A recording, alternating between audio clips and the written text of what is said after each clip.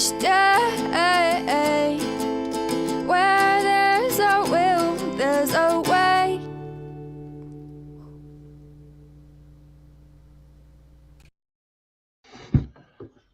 Good morning. Good morning. I say good morning. Welcome to Monday. It's 11:11 for those that keep track of numbers. Monday is my day off. I don't really do much on Monday. I just lazy around. I do have a meeting with somebody today. It's kind of AA. I don't really consider that work. Morning, Michelle. Good morning, Amber. Yep, it's 11:11. 11:11. We're gonna be reading out of Living Sober today. Probably should have prepared that. Living Sober PDF. Not too hard to look it up. We're gonna go page 7 here. 6, 7. Whoa.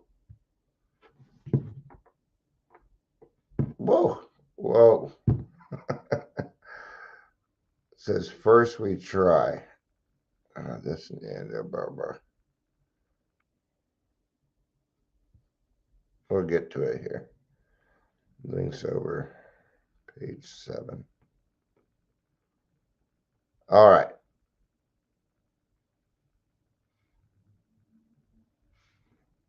Not sure that's helping us much. Might have to do this a little differently. All right. But good morning, everybody. I hope everybody had a good weekend.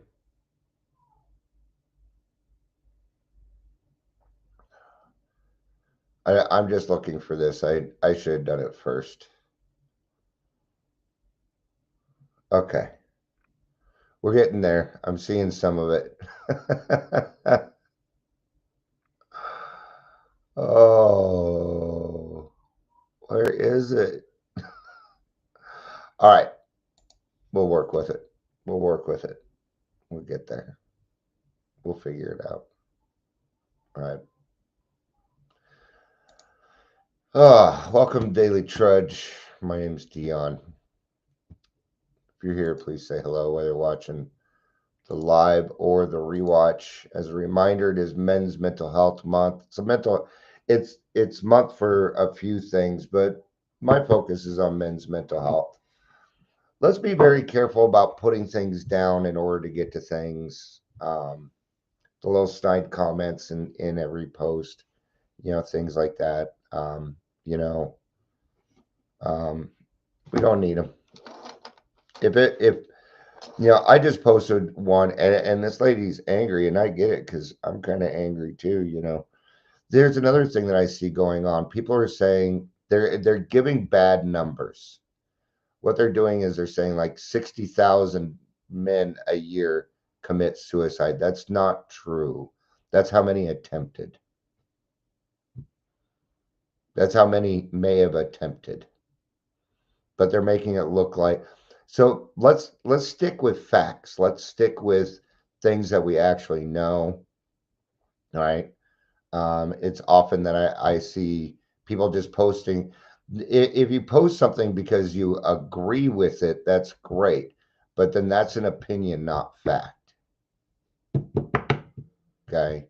Even right down to Bo Nix is going to be the number 2 quarterback. Yeah, see, I just don't buy it. Let's use our common sense a little bit. Okay. We're all human. Okay. I'm one of the few males that you will meet that actually shares his feelings. Not many males do it. I don't blame them. It's usually used against us eventually. Yeah. I mean, it's see, the thing is without some self-esteem, without getting to know yourself, without discovering who you are, then you are open to interpretation by other people. All right. I'm not saying it isn't hard for the other gender, for women. Absolutely. Absolutely. Well, don't we all have our stuff? This land is not equal. No. Men have been driven into holes, man. They would rather kill themselves and share their feelings because of what comes back, all the name calling and you need to grow a set of balls and you need to do this. Now, you know, I don't go for any of that. You know, and I wish, I could do more.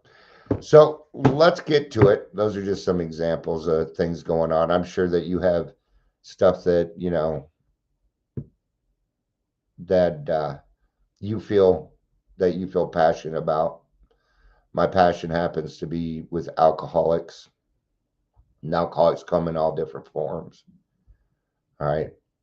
Now, I'm not big on, and we talked about that last week, so we don't need to cover it again. Let's just go ahead and get started. First, we try living in the now just in order to stay sober, and it works. Now, what I'm going to do is share my screen here.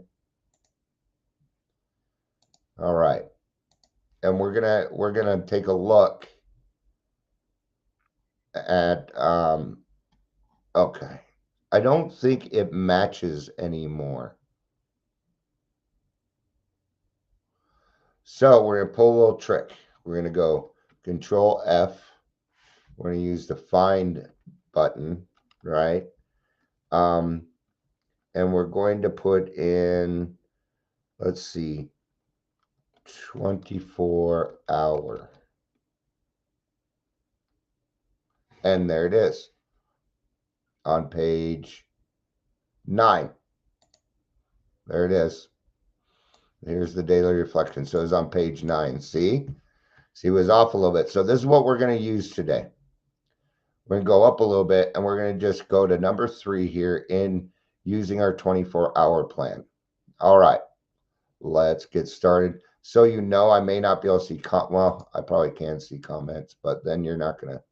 Okay. So in our drinking days, we often had such bad times that we swore never again. We took pledges for as long as a year or promised someone we would not touch the stuff for 3 weeks or 3 months. And of course, we tried going on the wagons for various periods of time. We were absolutely sincere when we voiced these declarations through gritted teeth. With all our hearts, we never wanted to be drunk again. We were determined. We swore off drinking altogether, intending to stay off alcohol well into some indefinite future. All right. So I'm going to stop the share here. Okay. Because I'm going to be utilizing that. I just want to be able to see chat. I'm used to the interactiveness here. Right. And when we swore off, gosh, I don't know about you, but I meant it to my core. I did. At the same time, I would be sitting there making a promise never to drink again while putting on my shoes to go to the liquor store. Not even knowing I was doing it. Not even knowing that I was doing it. This is the insanity of the disease, right? Yet in spite of our intentions, the outcome was almost inevitably the same. Eventually, the memory of the vows and of the suffering that led to them faded. We drank again and we wound up in more trouble. Our dry forever had not lasted very long. That's one of the amazing features of alcoholics. We forget. We forget that we even made the promise. I don't know why. I don't know how that happens, but it does. I'll forget that I was in jail the week before. I'll forget that I have court on Monday and get drunk. And then I'll miss my court date. And now I have an FTA. I forget not everybody knows what that means. That means failure to appear. It puts out a minor warrant out for your arrest, right? So, and I tell you now, when you don't show up for the judge and you waste their time, oh boy, do they get mad. Do they get mad? So, all right, some of us who took such pledges had a private reservation We told ourselves that the promise not to drink applied only to the hard stuff, not to beer or wine. In that way, we learned, if we did not already know it, that beer and wine could get us drunk too. We just had to drink more of them to get the same effect we got on distilled spirits. We wound up as stoned on beer or wines as we had been before on the hard stuff. Doesn't matter. Alcohol is alcohol. You know, when you drink beer, you just got to pee more. That's what it is. You know, beer was isn't beer a chaser? That's what I always thought. Like, you want a chaser with that? Sure, give me a Bud. Give me a Pabst. Pabst was mine. Budweiser was, but then I got more broke and Pabst a lot cheaper. My two favorite kinds of beer, warm and cold. There we go. I don't even give a fuck if it's a Coors Light, as long as it's going to do the job. Right? And I didn't drink alcohol for the taste. Now, I think alcohol tastes fucking nasty, man. Right? Feel the burn. We all remember that one. Feel the burn when you put down a nice whiskey or something, right? Yet others of us did give up alcohol completely and did keep our pledges exactly as it promised until the time was up. Then we ended the drought of drinking again, and we were soon right back in trouble with an additional load of new guilt and remorse. With such struggles behind us now in AA, we try to avoid the expression on the wagon and taking a pledge. They remind us of our failures. Yep, we don't really do promises anymore, do we? We won't even say, I promise to stay sober. No, because we know it's not in our purview. So what do we say? I can stay sober today. There it is.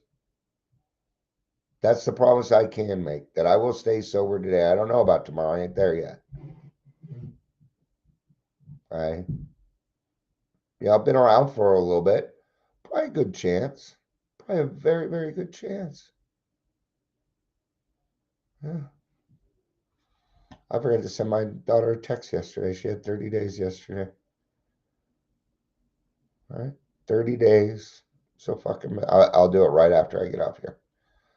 Although we realize that alcoholism is a permanent, irreversible condition, our experience has taught us to make no long-term promises about staying sober. We have found it more realistic and more successful to say, I'm not taking a drink just for today. I'm going to tell you, I didn't read forward. I didn't know I was going to say that. It's just what happens. It's a pattern. It's what we say. I say it. You say it. We all say it. Ice cream. You scream. We all scream for ice cream. All right. Somebody talk to Heather lately? Better reach out to her. See how she's doing. Right. So we're not taking one for today. See, it does a few things. Number one, you can stay sober today. If you did it yesterday, you can do it again today. It at least puts it in a manageable area for you instead of thinking, fuck, I've got to stay sober for the rest of my life. No, you just got to stay sober right now. Don't worry about the rest yet. You don't have to worry about it. You worry about that when it shows up. Okay. You might get a thought or something to drink. These last on an average 70 seconds. If you feel the need to go drink, just kind of put it off for 70 seconds, and you'll find that your mind's going to go to something else. Eventually, it'll go to something else. Good morning, Claire. It's good to see you. Guten Morgen. All right. So, even if we drank yesterday, we can plan not to drink today. We may drink tomorrow. Who knows whether we'll even be alive then. But for this 24 hours, we decide not to drink. No matter what the temptation or the provocation, we determine to go to any extremes necessary to avoid a drink today. Right? Our friends and family are understandably weary of hearing us vow. This time we really mean it, only to see us lurch home loaded. So we do not promise them or even each other not to drink. Each of us only promises only him or herself. It is, after all, our own health and life at stake. We, not our family or friends, have to take the necessary steps to stay well. All right. So we don't promise anymore. We got to show through our actions that we're going to actually follow through this time. It can only but be done by actions. This would be what's called a living amends. But what we are is you ever hear the little boy that cried wolf? You ever hear that story? Everybody's heard that story. Well, I presume that, don't I? That, it's about a boy who's a sheep herder, and he thinks it's funny every now and again to, oh, the wolf, there's a wolf, there's a wolf.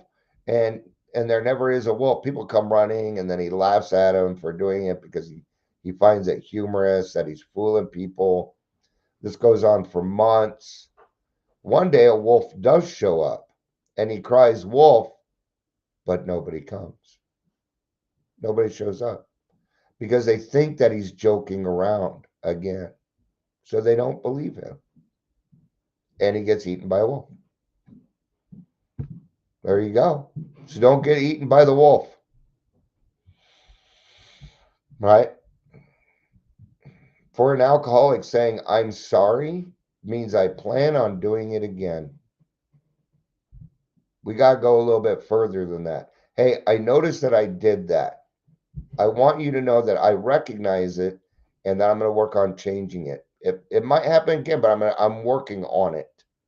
I really am. I notice it. That's an amends. Change behavior, the only amends. Right? So we can't be the little boy that cried wolf anymore.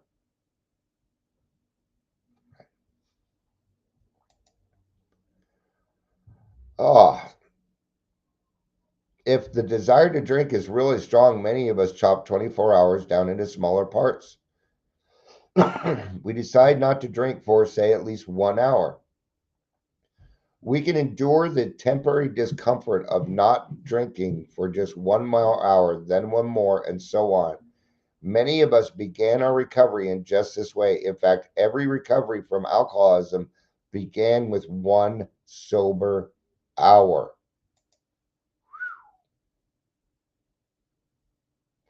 It's hard to get through in the beginning, especially if you're detoxing, because your brain's going, you know what, that alcohol will fix this. Alcohol will fix this. Alcohol will fix. You could feel better right now if you wanted to. What we're learning is delayed gratification. It's a skill. You got to know it, and this is where it begins. Putting it off for something better. So that way you don't have to detox again. You don't have to detox again if you don't want to. How do we do that? We do it by staying away from the first drink, by staying sober a day at a time, an hour at a time, a minute at a time if you need to. Keep yourself busy. You may not feel well in the beginning. Then crawl in bed and stay there until you can get out for a little bit. It's okay. I never said you were going to be able to sleep. You might be able to. You'll actually just get in a 24-hour period. You'll just get in like 4 or 5 cat naps is what will happen. That's what happened with me. But I was up for days, just sleeping intermittently. And then after a little while, I slept through the night. Like a little baby. Like a little baby. Right? One version is simply postponing the next drink. How about this? Still sipping soda? Have you really postponed that drink we mentioned back on page 1? If so, this can be the beginning of your recovery. Excuse me. The next drink will be available later, but right now we postpone taking it, at least for the present day or moment. Yeah. The 24-hour plan is very flexible. We can start afresh anytime, wherever we are, at home, at work, in a bar, hospital room, at 4 p.m. or 3 a.m. We can decide right then not to take a drink during the forthcoming 24 hours or 5 minutes. It's okay to start over. That also accounts if you're having maybe you're having an emotional binge day. You can start your day over. Yeah. Anytime you want, even at 3 o'clock in the morning, right before bed, you can just press the reset button on the day. All right.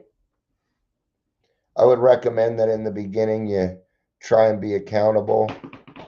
Not hard to be accountable when you're just sleeping in bed. All right. Not hard to do. Continually renewed, this plan avoids the weakness of such methods as going on the wagon or taking a pledge. Yeah, we don't, and there's been some people in the last year that brought up, oh, you're on the water wagon and things like that. And I'm just like, man, you have no idea who I am. I'm not on the water wagon. I haven't taken a pledge. I just don't drink. Well, here we go. I'm on the water wagon. Here's the water. Here we go. Oh, that delicious, delicious water. All right. We don't do it anymore. We don't need it. Why? Because all those things involve emotions and things like that. And what happens is we become neutral to alcohol. We become even more neutral than most non-alcoholics to alcohol. Well, we don't care if others drink anymore. I don't. The way I see it, I used up my drink card. Not only I used up my drink card, but I also used up my wife's drink card. Or at least I used several punches in it. All right. And yeah, but we got to start somewhere. I'll get sober tomorrow. I'll get sober tomorrow. I'll get sober tomorrow. All right. Because we know inside, tomorrow never gets here. It doesn't show up.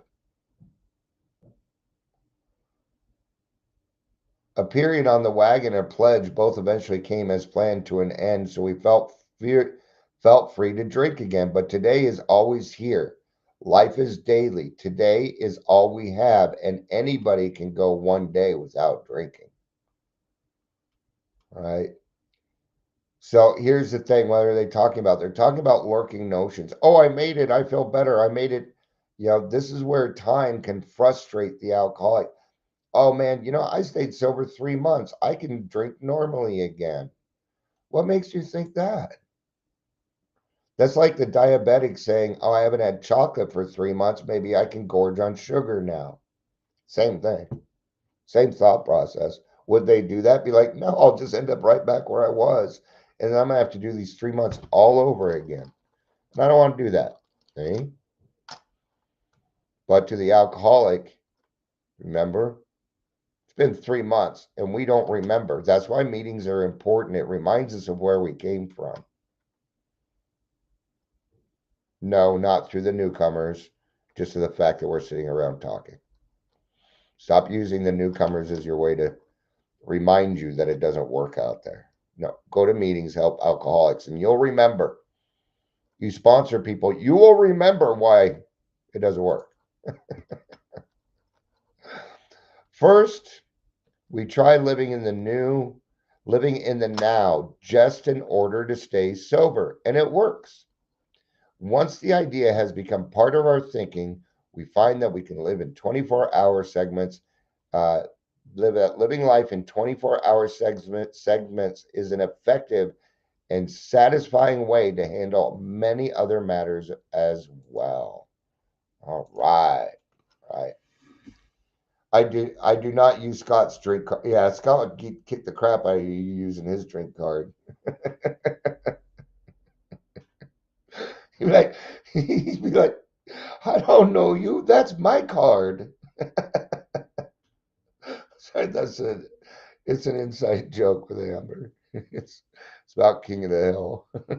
I think I mentioned that story several times. All right. So the last part that we read is the part in today's daily reflection. So I'm not going to repeat it because it's pretty fresh in our minds. One day at a time.